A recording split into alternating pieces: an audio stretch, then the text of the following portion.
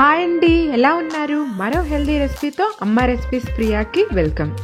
ఎదిగే పిల్లలకు కాల్షియం చాలా అవసరం. సో ఐరన్, కాల్షియం, ఫైబర్ ఉన్న ప్రోటీన్ రిచ్ లడ్డు ఎలా చేసుకోవాలో చూసేద్దామండి. దీంట్లో మనము ఎండు కొబ్బరి, నువ్వులు, వేరుశెనగ గుండ్లు మరియు బెల్లం, కొంచెం నెయ్యి వేసుకొని చేసుకోవచ్చండి.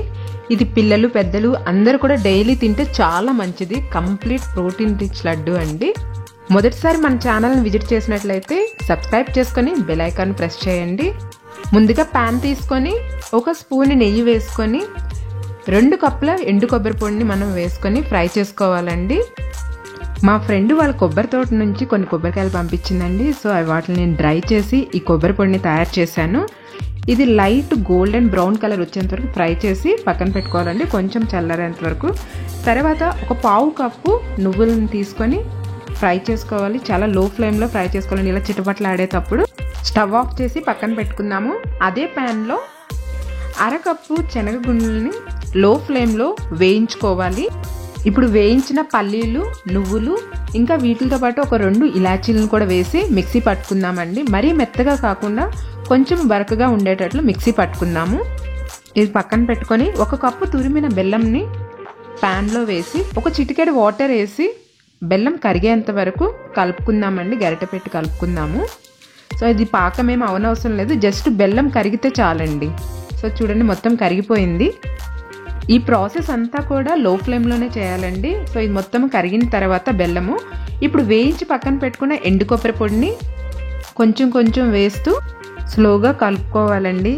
పెద్దవాళ్ళు చెప్తూ ఉంటారు కదా, ఎండు కొబ్బరి, బెల్లము తింటే రక్తం పట్టిద్ది అని. సో చాలా చాలా మంచిదండి హెల్త్కి. అందరం తినొచ్చు, చిన్నపిల్లలు, పెద్దవాళ్ళు అందరు తినొచ్చు.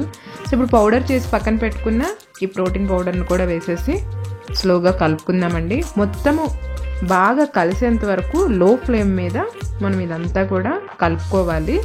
సో చూసారు కదా, ఇక్కడ నేను ఎలా అయితే స్లోగా కలుపుతున్నానో అలాగా మిక్స్ చేసుకోవాలండి. మరొక 2 స్పూన్లు నెయ్యి కూడా వేసుకొని మిక్స్ చేసుకోవాలి.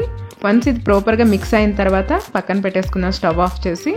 ఇప్పుడు చేతికి నెయ్యి రాసుకొని చిన్న చిన్న ఉండలుగా తయారు చేసుకుందామండి. చూసారు కదా, ఇలా సింపుల్గా లడ్డూలుగా తయారు చేసుకోవటమేనండి. 2-3 మంత్స్ అయినా స్టోర్ చేసి ఉంచుకోవచ్చండి. బట్ అన్ మంత్స్ మన దగ్గర ఉండదు, ఎందుకంటే అంత టేస్టీగా ఉంటుంది. ఒక లడ్డు తిందామని స్టార్ట్ చేస్తే మనకు తెలియకుండానే 4-5 తినేస్తాము. పిల్లలు కూడా చాలా ఇష్టంగా తింటారండి. కావాలంటే మీరు కూడా మీ ఇంట్లో ట్రై చేయండి. చాలా చాలా హెల్దీ ప్రోటీన్ రిచ్ లడ్డు. తప్పకుండా ట్రై చేసి కమెంట్స్ రూపంలో నాకు తెలియపరచండి.